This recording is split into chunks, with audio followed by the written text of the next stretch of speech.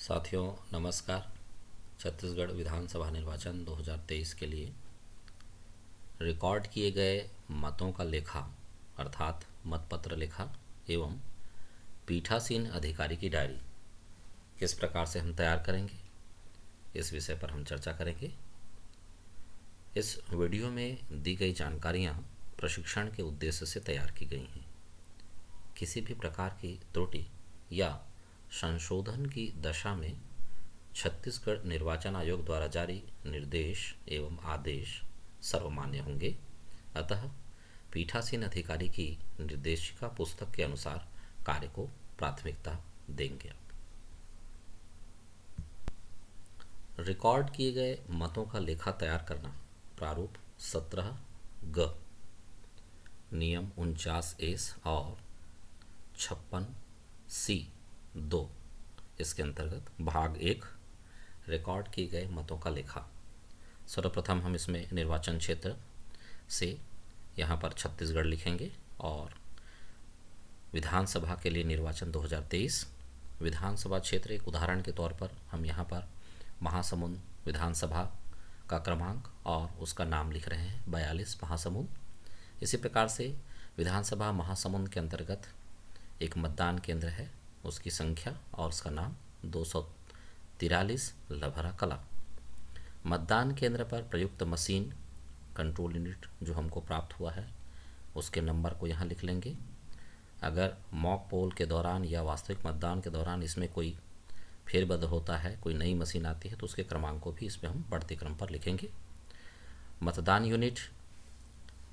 Unit BU1 BU2 यहाँ पर 2 इसलिए दिया गया है क्योंकि इस विधानसभा में वर्तमान में अभ्यर्थियों की संख्या जितनी है उसके हिसाब से 2 बैलेट यूनिट लगेंगे।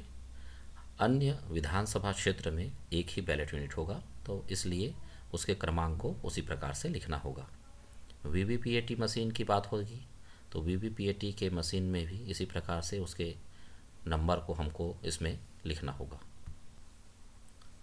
इसके बिंदु क्रमांक 1 पर आते हैं। यहाँ आप देख रहे हैं कि मतदान केंद्र को नियत निर्वाचकों की कुल संख्या 956 भरी गई है उदाहरण के तौर पर। नीचे इसको स्पष्ट किया गया है उस मतदान केंद्र में चिन्हित प्रति में निर्वाचकों की कुल संख्या जो है वह है 948। उस मतदान केंद्र में 7 इलेक्शन ड्यूटी सर्टिफिकेट अर्थात निर्वाचन कर्तव्य प्रमाण पत्र धारी जो मतदान दल के सदस्य हैं उनको जोड़ा गया है। साथ ही एक प्रॉक्सी वोटर, इसके संबंध में हम अन्य वीडियो में चर्चा करेंगे। प्रॉक्सी वोटर क्या है और इलेक्शन ड्यूटी सर्टिफिकेट क्या है, तो इनकी संख्याओं को कुल मिलाकर के यहाँ जोड़ा गया है 948 धन 7 धन 1, तो कुल मिलाकर के 956 हुए। बिंदु क्रमांक 2 मतदाताओं के लिए रजिस्टर प्रारूप 17 क में यथा प्रविष्ट मतदाताओं की कुल संख्या अर्थात मतदान अधिकारी क्रमांक 1 के पश्चात मतदान अधिकारी क्रमांक 2 के द्वारा प्रारूप 17 का रजिस्टर में जिन मतदाताओं को सूचीबद्ध किया गया है क्रमशः उनकी कुल संख्या है यहाँ पर 766। बिंदु क्रमांक 3 नियम 49 ओ के अधीन मत रिकॉर्ड करने नहीं करने का विनिश्चय करने वाले मतदाताओं की संख्या। ऐसे मतदाता जो किसी कारण से अपना मत नहीं देने का निश्चय करते हैं, ऐसे मतदाताओं की संख्या एक उदाहरण के तौर पर यहाँ हमने लिया है 2। अगर आपके यहाँ ऐसी स्थिति बनती है तब यह संख्या रहेगी यहाँ पर, अन्यथा निरंक। नियम 49M के अधीन मतदान के लिए अनुज्ञात नहीं किए गए मतदाताओं की संख्या। 49M का जो तात्पर्य है यहाँ पर पीठासीन अधिकारी किसी मतदाता को गोपनीयता भंग करने के कारण या किसी अन्य कारण से जब प्रक्रिया भंग वह करता है मतदाता तो उस दौरान उसको पीठासीन अधिकारी रोकते हैं। तो ऐसी अगर स्थिति आती है तो उसके लिए यहाँ एक उदाहरण स्वरूप लिया गया है 1। अगर ऐसी स्थिति आपके बूथ पर नहीं आती है तो यह निरंक होगा। 5वें बिंदु है नियम 49MA D के अधीन रिकॉर्ड किए गए परीक्षण मतों को घटाए जाने की आवश्यकता होगी। नियम 49MA D VVPAT से संबंधित है जिसमें मतदाता अगर कोई ऐसी परिस्थिति बनती है जिसमें जिस अभ्यर्थी को वह वोटिंग कर रहा है और उस दौरान किसी अन्य अभ्यर्थी को उसके मत जा रहे हैं और प्रिंट आ रहा है तो वह जो है इसके लिए चैलेंज करता है। तो उस दौरान ऐसी स्थिति अगर आती है तब की स्थिति में यह हम प्रपत्र जो है इस बिंदु को भरेंगे। तो घटाए जाने वाले परीक्षण मतों की कुल संख्या निरंक यहाँ पर बताई गई है। प्रारूप 17A में मतदाताओं की क्रम संख्या, अर्थात मतदाता रजिस्टर के अंतर्गत अभ्यर्थी जिनके लिए परीक्षण मत डाले गए, अगर यह स्थिति बनती है और किसी के लिए डाला गया है मत, तो उस दौरान उसका सरल क्रमांक, अभ्यर्थी का नाम और मतों की संख्या भी, इसका विवरण यहाँ पर लिखा जाएगा। फिलहाल यहाँ उदाहरण के तौर पर हमने इसको निरंक लिया है। बिंदु क्रमांक 6, मतदान मशीन के अनुसार रिकॉर्ड किए गए मतों की संख्या। मशीन में अर्थात कंट्रोल यूनिट में टोटल बटन दबा करके देखा गया है, तो इस दौरान जो है संख्या पाई गई है यहाँ पर 763, उदाहरण के तौर पर यहाँ लिया गया है। अब बिंदु क्रमांक 7, क्या मद 6 के सामने दर्शित मतों की संख्या 2 के सामने दर्शित मतदाताओं की कुल संख्या ऋण मद 3 के सामने यथादर्शित मत रिकॉर्ड नहीं करने का विनिश्चय करने वाले मतदाताओं की संख्या ऋण मद 4 के सामने यथादर्शित मतदान करने के लिए अनुज्ञात न किए गए मतदाताओं की संख्या अर्थात 2 ऋण 3 ऋण 4 से मेल करती है अथवा कोई अंतर पाया गया। तो हम ऊपर देखते हैं कि 766 जो है कुल मत हमने मतदाता रजिस्टर में लिया है। उसमें 2 मतदाता ऐसे हमको मिले जिन्होंने विनिश्चय किया वह मत न देने का, और 1 मतदाता ऐसा है जिसको पीठासीन अधिकारी ने 49 के तहत रोका। तो 3 मतदाता इसमें माइनस हुए, तो इसलिए 763। तो हम देख रहे हैं कि यह मेल करती है, इसलिए यहाँ लिखा गया है मेल करती है। 8वां बिंदु है उन मतदाताओं की संख्या जिन्हें नियम 49B के अधीन निविदत मतपत्र जारी किए गए। अगर ऐसी स्थिति बनती है, टेंडर वोट होते हैं, तो वहाँ पर उसकी संख्या, एक उदाहरण के तौर पर यहाँ 1 लिया गया है, और इसलिए बिंदु क्रमांक 9 में निविदत मतपत्रों की संख्या सरल क्रमांक से तक कुल। तो प्रयोग के लिए हमको 20 प्राप्त हुए हैं, जिसमें एक उदाहरण के तौर पर यहाँ बताया गया है कि 12,421 से 12,440 तक कुल 20, जिसमें से एक मतपत्र उपयुक्त मिलाया गया 12,421 से 12,421 कुल 1।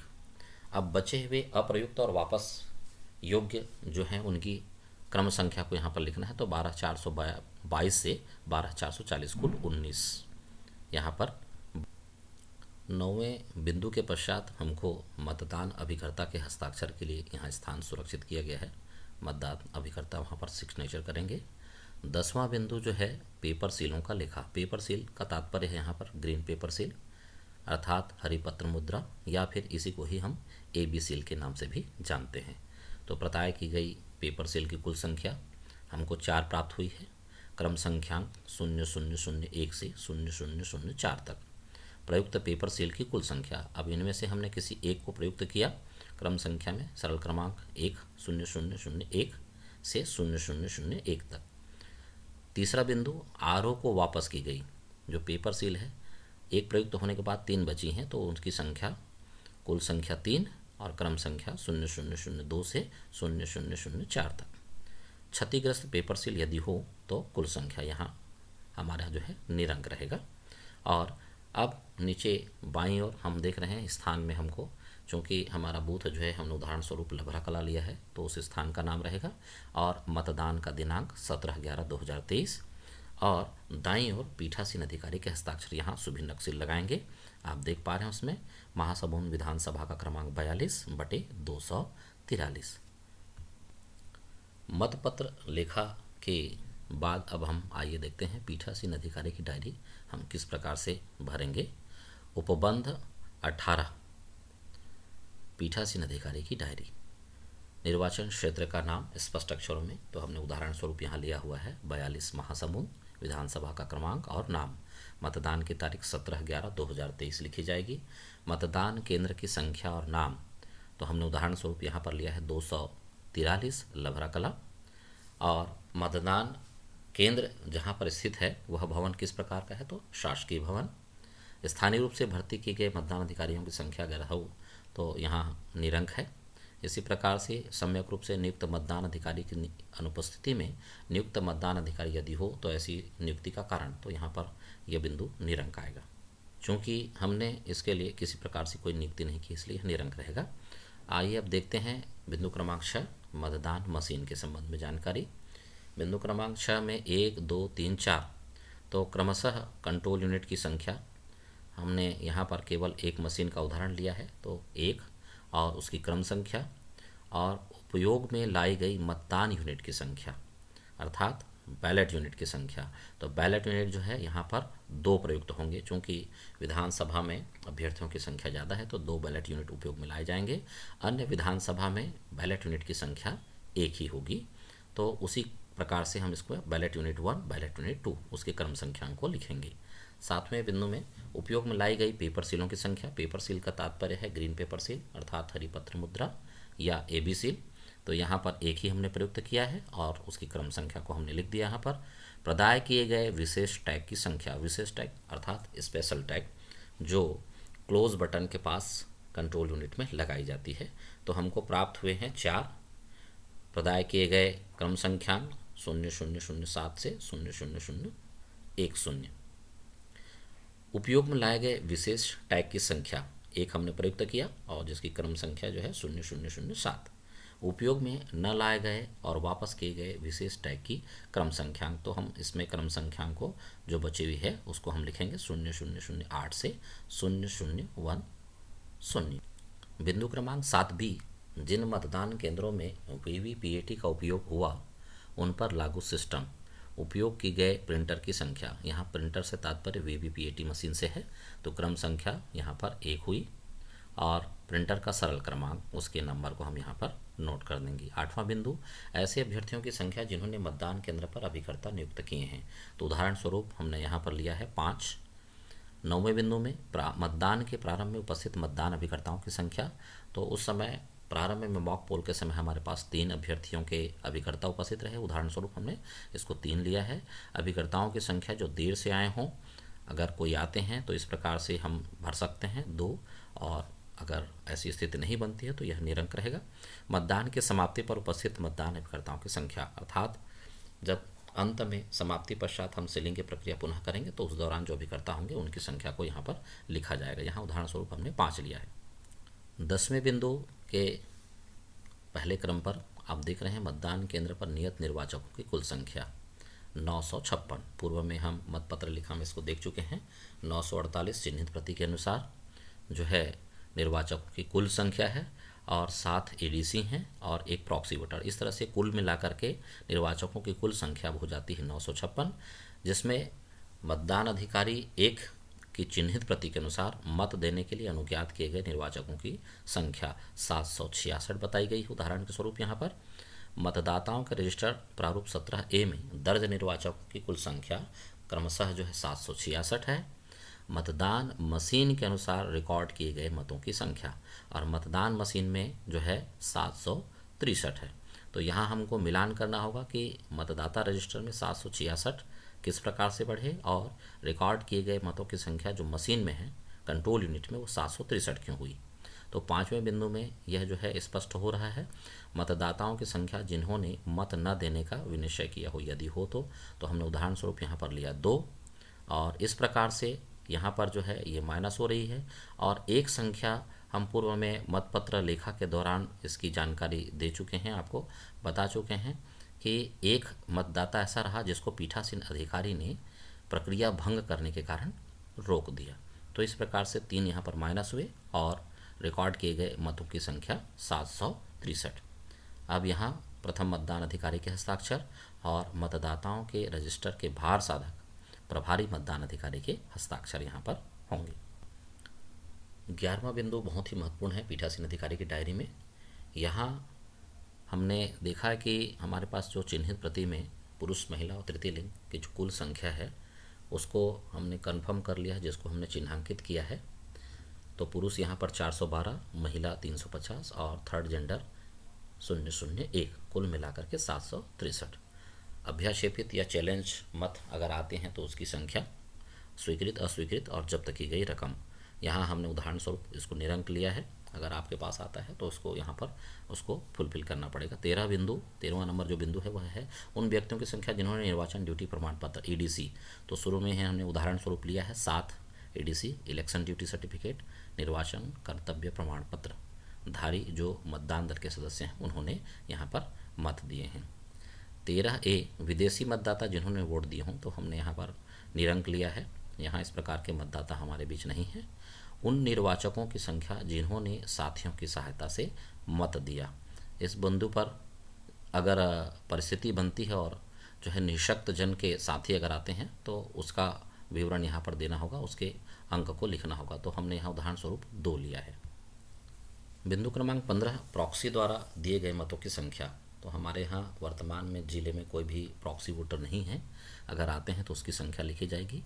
यहाँ पर निरंक लिखा गया है। निविदत मतों की संख्या पूर्व में जानकारी दी गई है। एक निविदत आया था। टेंडर वोट, तो टेंडर वोट यहाँ पर 1 लिखा गया है।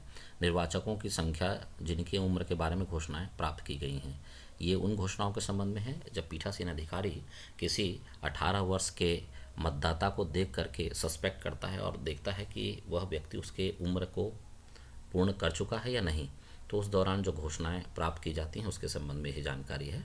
तो पहली जानकारी जो है निरंक है। दूसरी ओर अगर घोषणा से इनकार करता है या कुछ ऐसी स्थिति बनती है तो उसकी जानकारी देनी होगी। तो यहाँ पर हमने निरंक लिया है। 18वां बिंदु है, क्या मतदान स्थगित करना आवश्यक था? यदि ऐसा था तो ऐसे स्थगन का कारण। अगर ऐसी परिस्थिति बनती है तब की स्थिति में इसकी जानकारी भरी जाएगी, अन्यथा लागू नहीं। 19वां जो बिंदु है वह बहुत ही महत्वपूर्ण है। इसकी जानकारी को सावधानीपूर्वक भरना होगा। यह प्रत्येक 2 घंटे में डाले गए मतों की संख्या होती है, जिसमें पुरुष, महिला, तृतीय लिंग और कुल, इस प्रकार से जानकारी भरनी होगी। इसमें हम देख रहे हैं कि 7 बजे पूर्वाह्न से 9 बजे पूर्वाह्न तक 2 घंटे की जानकारी मांगी जा रही है। लेकिन अगर निर्वाचन में मतदान की जो प्रक्रिया है, वास्तविक मतदान अगर 8 बजे प्रारंभ होती है तो शुरुआत का जो 2 घंटे की जानकारी है वह 8 से 9, अगर 8 बजे प्रारंभ होता है तो 1 घंटे की होगी और उस दौरान जो एक्चुअल संख्या होगी उस संख्या को यहाँ पर भरा जाएगा। अर्थात 1 घंटे के दौरान पुरुष मतदाताओं की संख्या उदाहरण स्वरूप यहाँ लिया गया है 95, महिला 72, तृतीय लिंग 0, कुल मिलाकर के 167। इस प्रकार से हम क्रमशः 9 से 11, 11 से 1, 1 से 3, 3 से 5 अंतिम मतदाता के मतदान तक या समाप्ति तक जो स्थिति होगी उसको 3 से 5 बजे तक की स्थिति में ही समाहित करना होगा और लिखना होगा और एक्चुअल देना होगा। इस दौरान मतदान अधिकारी क्रमांक 1 जो है इसका ध्यान रखें, पीठासीन अधिकारी को वो हर 2 घंटे की जानकारी एक्चुअल दें और सेक्टर ऑफिसर के लिए इसी जानकारी को प्रोग्रेसिव के रूप में देना होगा। पीठासीन अधिकारी की डायरी के अंतर्गत 19वां बिंदु बहुत ही महत्वपूर्ण है। आपके मतदान केंद्र में जो भी अधिकारी विजिट करने के लिए आते हैं उनके जानकारियों को यहाँ विजिट शीट में भरना होगा। तो आप देख रहे हैं यहाँ पर उदाहरण स्वरूप लिया गया है 1, 2, 3, जिसमें जो पर्यवेक्षक हैं उनका नाम, फिर उनके पद नाम, दौरे का समय और उस दौरान किस प्रकार की स्थिति थी। जैसे एडीसी से मतदान हो रहा था और मतदान की प्रक्रिया शांतिपूर्ण थी, तो उन बिंदुओं को एकदम शॉर्टकट में लिखा जाएगा। और उस समय प्रारूप 17 का के अनुसार मतदान में जिन्होंने भाग लिया निर्वाचकों की कुल संख्या जो है उस दौरान 101 थी और कंट्रोल यूनिट के टोटल बटन को दबा करके देखा गया था कि उस समय उसकी भी संख्या 101 थी। तो इस प्रकार से क्रमशः इसकी जानकारी हम फुलफिल करते जाएं। 20वां बिंदु मतदान समाप्त होने के समय पंक्तिबद्ध मतदाताओं को दी गई पर्चियों की संख्या के संबंध में है। तो हमने उदाहरण स्वरूप यहाँ पर 10 मतदाताओं की संख्या लिया है और इसके लिए अंतिम मतदाता के मत देने के पश्चात मतदान समाप्ति का समय जो है 5:30 संध्या का समय बताया गया है। 21वां बिंदु जो है निर्वाचन अपराधों का विस्तृत विवरण है। अगर ऐसी कोई मामले आते हैं तो उन बिंदुओं के बारे में यहाँ लिखना है आपको। यहाँ पर समस्त जानकारी हमारी निरंक भरी गई है। बिंदु क्रमांक 22, 23 इसी प्रकार के विषय पर है जहाँ पर कोई अगर बाधा उपस्थित होती है या कोई ऐसा स्थिति बनता है जिसमें कोई विपरीत स्थिति बनती है तो उसकी जानकारी के लिए इन बिंदुओं को भरना होगा। हमने यहाँ पर सभी जानकारियों को निरंक भरा है। बिंदु क्रमांक 24, 25, 26 जो है हमने यहाँ पर निरंक लिया है। अगर कोई ऐसी स्थिति बनती है, विपरीत स्थिति बनती है, तब की स्थिति में इसको भरना होगा। 27वां जो बिंदु है, यहाँ ऊपर के जितने भी 26 बिंदु हैं इसके संबंध में जो है यहाँ पर एक तरह से हम इसको प्रूफ करेंगे कि आपने मतदान के पूर्व और यदि आवश्यक हो मतदान के बीच जब किसी नई मतदान मशीन का उपयोग में लेने से पूर्व मॉक पोल करना आवश्यक हुआ हो तथा मतदान की समाप्ति पर जो आवश्यक हो घोषणाएं की। तो जितने भी घोषणाएं हैं समयारूप हमने पूर्ण किया है। पीठासीन की ये जिम्मेदारी बनती है कि इस बात के लिए वो जो है अपनी पुष्टि करें। तो यहाँ हमने लिया है हाँ। और अब स्थान, तो क्रमांक और नाम लिखना है मतदान का, मतदान केंद्र का, और तारीख 17/11/2023। और इस प्रकार से नीचे जो है पीठासीन अधिकारी की पुनः हमको सुभिन्नक सील लगानी है और उनका हस्ताक्षर होगा। मतपत्र लिखा और पीठासीन की डायरी किस प्रकार से भरी जानी है, इस विषय पर हमने यहाँ चर्चा किया है। फिर भी किसी बिंदु में कोई शंका हो तो कृपया पीठासीन अधिकारी की निर्देशिका को अच्छी तरह से पढ़ लें और उसके अनुरूप ही कार्य करें। धन्यवाद।